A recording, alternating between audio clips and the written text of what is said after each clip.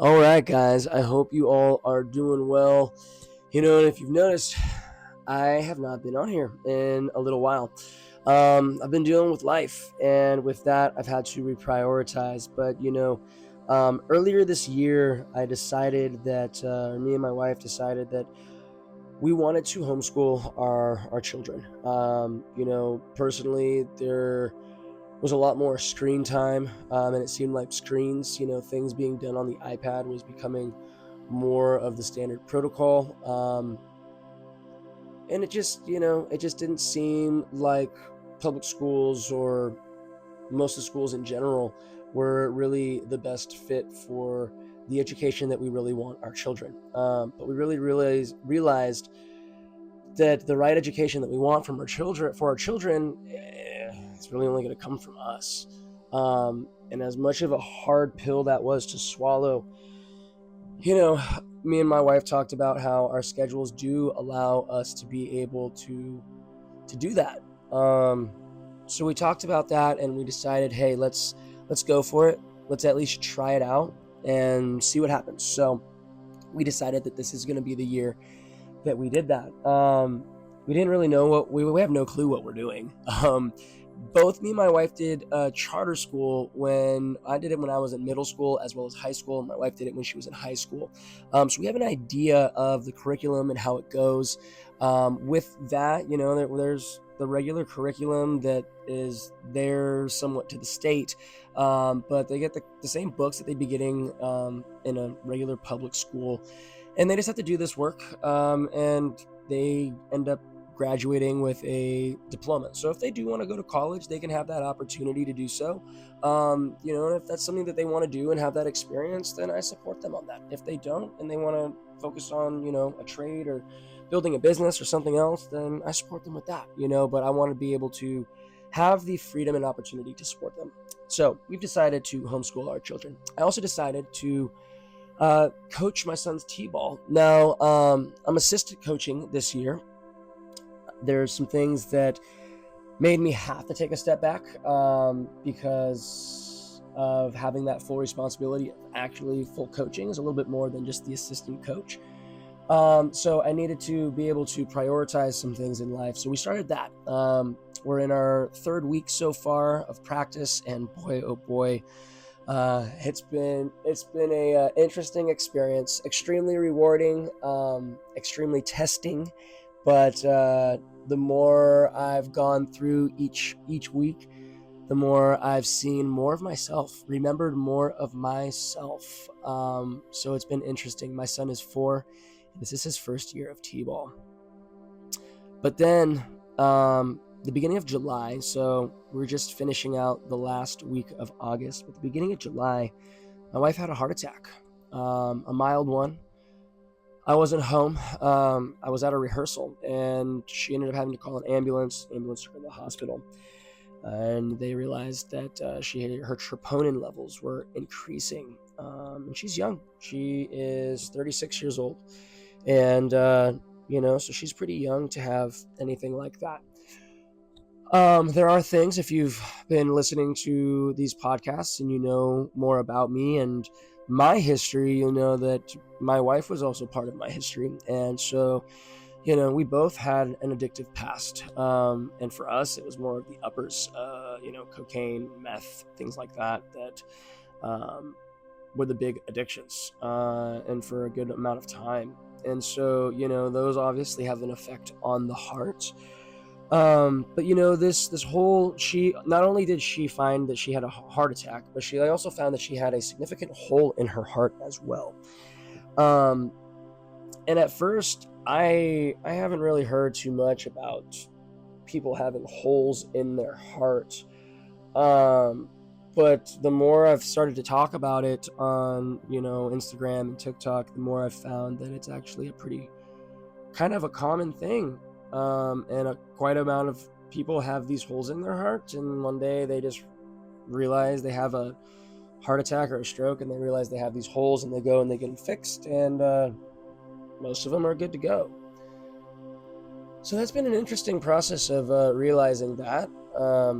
I find it really strange that people just have these experiences and they want to say, oh, it's from the whole. I would feel if someone had a heart attack or someone had a stroke or any of these instances, sure, they have a hole like that could be a significant part of why. However, though, if they've had a hole in their heart their whole life and it's never created a problem until now, to me, I feel like there's more to the story than just the hole in the heart. So, on our journey, we've obviously met with doctors. I'm not a doctor. I am just a curious human being. But with that curiosity, I've obviously asked questions when I've gone into the doctor's office and stuff with her.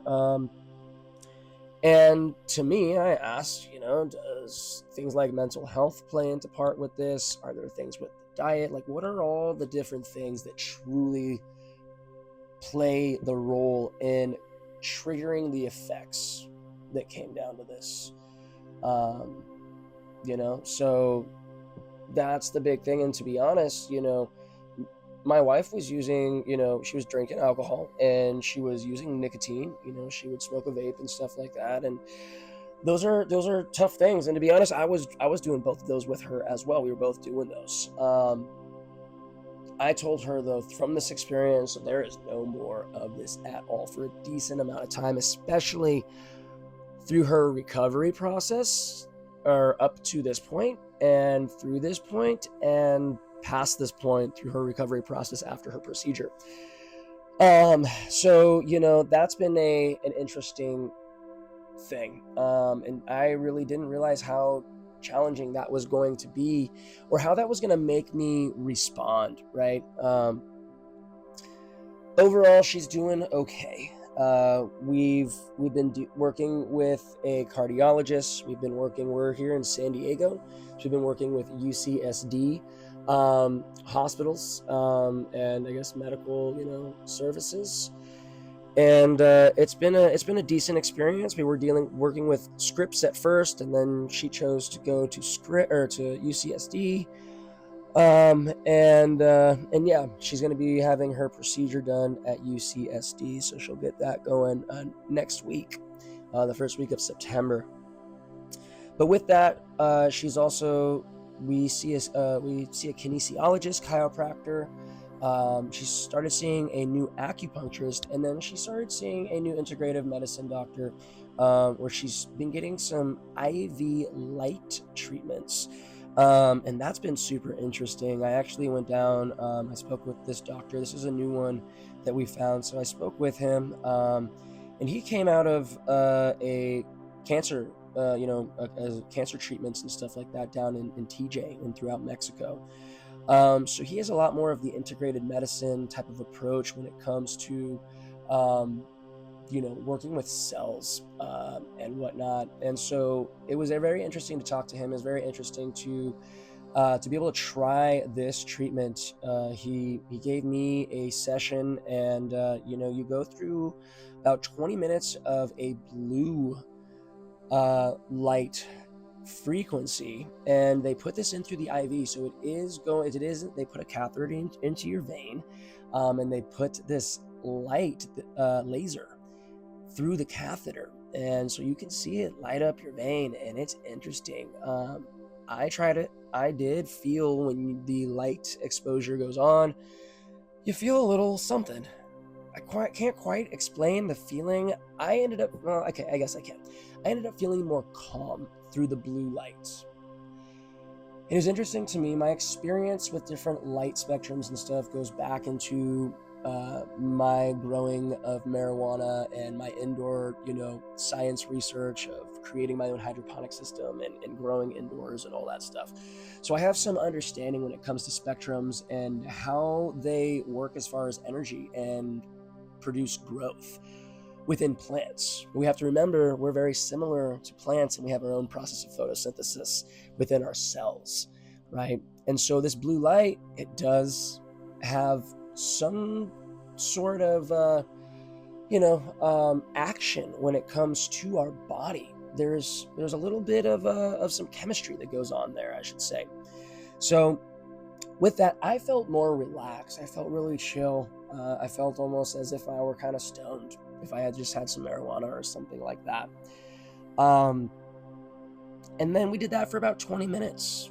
Then we went into just a red light. We did that for 20 minutes. That one felt back to normal. And I felt like the blue kind of cooled and calmed down, and then the red kind of brought me back. I'm a little bit of a higher strung person. So I feel like the red kind of brought me back to threshold, but it brought me back into a balanced way, if that makes sense. Sometimes we get these swings of low to high, and sometimes they're not super balanced. Sometimes they can go from like 0 to 60. That's not really balanced. And like 0 to 10 to 20, like a nice gradual increase is what you want. And I felt that nice gradual increase. So that was good. Like I said, I didn't really feel much there. We went to infrared though, and this was the trip. He was like, hey, turn your phone camera on so we can make sure we can see the light. So infrared, if you didn't know, it is a light frequency that our eyes can't see. And this is the first thing that always trips me out. Like, there is stuff out there that we cannot see. And when we look at this light frequency, it is there. It is 100% there, because when I turn the camera on, I can see this pink laser. But when I don't have the camera on, I cannot see it. So as crazy as I think of like energy, and I think of the ether and all of that, and if this is the first time you're thinking about that, like, you've got to know that it is there. And the sooner you wrap your head around it, the sooner you'll kind of expand into where we're going with this digital age. But I'm not going to get there. This podcast isn't about that. It's just about an update. So anyways, we did the infrared, and there I felt an energy boost. And now this is where I feel that the cells are like really going to work. Now, if you don't have a health issue where you need healing, where you need that cellular regeneration, that cellular growth at like a hyper speed, then you don't really need this. But if you are someone that has a hole in your heart, or dealing with, myocarditis, which she had, inflammation on your heart, or you're dealing with, long COVID, if you're dealing with high doses of inflammation, cardiovascular system, respiratory system issues, gut issues, if you're dealing with any cellular based issues, then I would suggest trying it, checking it out. It's on a Weber machine. So those of you that like to geek out and look at stuff up, it's called a Weber machine. The technology is from Germany. But this guy was really cool. If you're in San Diego, it's a shout out to the Koi Holistic Wellness Center down in Bird Rock, La Jolla. And so, yeah. So go check that out. Dr. Jose, I believe, is who's there, and it's his machine, and he's the doctor to see with that if you need it. Again, I don't really suggest, if you don't need it, it's not something that you really need. Like I said, he was working with cancer patients, so it's like, you don't need to go get radiation. You know what I mean? So when someone talks about cool technology, it's okay to try it out once and just understand what the technology does and feel it for yourself, so you can possibly suggest it to others who truly may need it. But to like go in and get it multiple times, we had the conversation. He's like, that's not what this is for. Your wife, on the other hand, she's dealing with myocarditis, all this stuff. Yeah. And I'll say, within 2 months, her myocarditis has gone down. So I believe it significantly helped, along with the kinesiology. Obviously with the nutrition, I've got her on nutrition stuff, mainly just what she's consuming as best as we can. And then, some acupuncture has helped. She saw someone that specializes in gut and actually had the same hole in the heart issue herself a long time ago, though. So that's been a good connection for her. But overall, I'll tell you, it's been kicking my ass. It's been really fucking hard. Probably the hardest thing I've had to deal with at this point in my life, 34 years. And if you've listened to my stories, I've been through a lot. I've climbed a lot of mountains, as I'd like to say. But this has been really hard. I've, had days where it's just sitting in the car, waiting at the hospital, waiting at the doctor's, office, with my kids screaming and trying to hold out without electronics and trying to do games and different things, but like just that battle is so freaking hard as well. Then just trying to get all the paperwork and, make sure we got her taken care of, the kids' school, we got T-ball starting, we got all like, dude, there's so much, and this is where I said, okay, I can't be the main coach for T-ball. I can assistant coach. I can be there. I can help out. But if something happens with my wife, I need to be able to dip away, and I don't want to let the team down. I don't want to let, 12, 13 other, 4 and 5-year-old boys and girls and parents down. So I needed to be upfront with that, even though I wanted to be the main guy. I can be the assistant and, and communicate. Communication is going to be extremely important during this time of my life. So, that's one big thing that I focused on. And the other thing, is no alcohol, no nicotine. And, that's a big thing for my wife. Like I had mentioned, alcohol and nicotine are two things, and nicotine especially, to cope with life at times with a vape. I call it the adult pacifier. And at times, there's times where I am right there too, because, nicotine, to be honest, it has its health benefits. I'm not going to talk about that today. But there are ways that it plays its role in health. But when you're using a vape, it's full of seed oils. Like the main thing is vegetables and glycerin and all that. And like breathing that into your lungs, we'll be honest, it's not good. It's not good. But it is hard. It is a very addictive thing. It does allow you to feel better when dealing with stress, and how it works with the body. Interesting. I'm not going to get into it today. Same thing with alcohol, but obviously these things numb what we're going through. And a big thing of being able to process what you're going through is to be able to face it. When we numb it, there's going to be pockets that get left behind, and we're not able to face it. We're not able to truly learn the lesson that we're going through. And I'm trying to do my best to learn the lesson that I'm trying to go through right now, and just be there the best I truly fucking can. I'm not perfect. I've fucked up. I've slipped up. I'm learning, but I'm trying. So we've done that. Haven't touched alcohol. Haven't been smoking nicotine. And we're feeling good. However, we've been feeling so good physically that I was really pushing it with my workouts. I was hitting PRs on my 5K runs when I was taking my Orange Theory classes, and then I was running with a weight vest 1 day a week. I was hitting some trails, some longer 5 mile, 6 mile days, and I was doing really good, like some solid times. I was getting like 21, 22 minutes done for my 5Ks, stuff like that, getting my 5-6 mile mountain run deals done in like an hour 10 minutes, when it used to take me like an hour and a half to 2 hours. So I was stoked on that. I was hitting PRs in the gym, certain weights, getting full 10, 12 set reps on 75-pound chest presses, feeling good on my pull-ups, feet to toes on doing that shit on the bar. And yeah, so I was feeling good.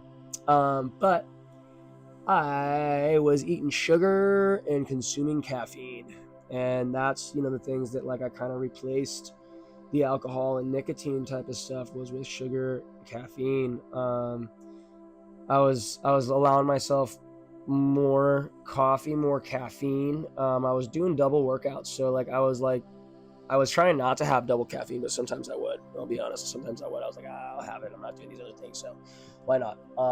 And it's fucked me up. Burnt out my adrenals, messed my immune system up. The sugar and dairy.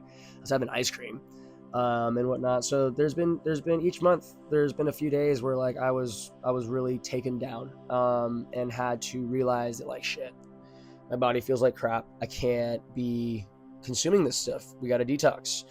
And then this last week I just took a full digital and physical detox.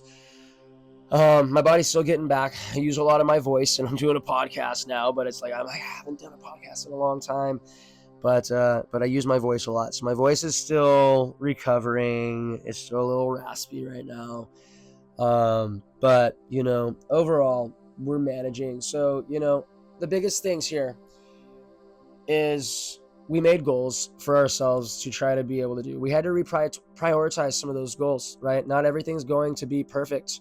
Not everything's going to work out perfectly. Life is going to throw us challenges, but it's all about those pivots. What can we do to pivot, to prioritize what's truly important, right? My wife's health, my family, my kids. And how can we pivot to be able to prioritize what's most important, but not give up on these other things?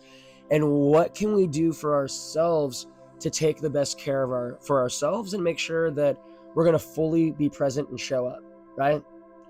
So for me, it was like, all right, no alcohol, no nicotine. This is going to be able to allow me to be present and be able to take care of myself. We want to set those rules first while we're going to go through this. And I don't have to be head coach. I can be assistant coach. It's all good. We're still going to be there. We're still going to coach. We can do that. All right. Compromise. And the homeschooling thing, we were honest with our son's teacher. We're working it through. I had an honest, conversation with my son. Honestly, the homeschooling stuff, and especially when you're with like a charter school, the work is there. My son has only so far needed a little bit of help, a couple questions here and there, not much, but it's been an opportunity for me to show my son that, hey, you can put in your own work. See, he's got to finish X pages to X pages, pages 21 to 38, right? That's 17 pages that he's got to finish. Yeah, something like that. Then he's got to read for 30 minutes. That's his one day of work. So his one day of work is 17 pages and 30 minutes of reading. He can get that done in an hour. So other kids have to go to school for 6 to 8 hours, and you only really have to do 1 hour of actual real work, and you do the exact same. When you could be going out and doing all these other things that you actually enjoy doing and like doing, and like, that are going to support you in figuring out how you want to live your life, like what you actually want to do, with your life, you want to create and all these different things. So, that's, I want that for my son. And as much, I know it's going to be more work for me and my wife, but like, I got to be honest with like what I really want for my son. And really the only thing that was not allowing me to be able to do that was me being lazy. And I'm going to be honest with myself. Like me, having a glorified babysitter and dropping them off so I can have my me time. My boys are my mini me.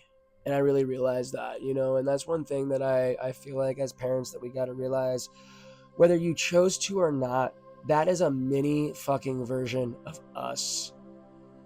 And when I think about myself as a child, and I think about what I wish my parents did for me and the opportunities that I wish I had, trust me, I got consumed in chasing money. I still do, right? Be honest, we all do. But I thought that money was the biggest thing that was going to allow freedom. It's our minds. Our minds are the biggest ones, because we can have money and we can send them to other teachers. We can possibly sit there and watch. Half the time most people are on their phones. They're not present. They're still running away from being present, from a younger version of them. Younger version of us. When all that we really wanted was our parents to pay attention to us and see what we do and congratulate us and love us. And that's been one big realization that I've had over, the last couple of months. And it's been a hard pill to swallow, and to really be honest with my parenting in those situations, not to just shove electronics in their face, to be present, to play with them, to care for them, to cook with them, to learn with them, to grow with them. We often run. I was running from a lot of it.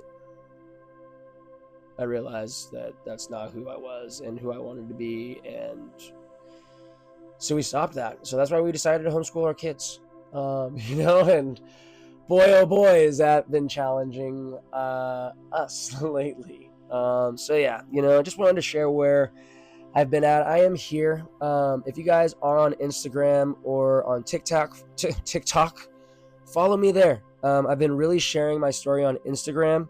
I've been doing my best on staying consistent on TikTok, but follow me there at Christian Borgia Health. That's another thing. We changed the name from the Intuitive Health Coach to Christian Borgia Health because I felt like I was hiding from a lot. And that's what we'll talk about in the next episode. I hope you all have a wonderful day. We'll see you next time. Love you. Bye.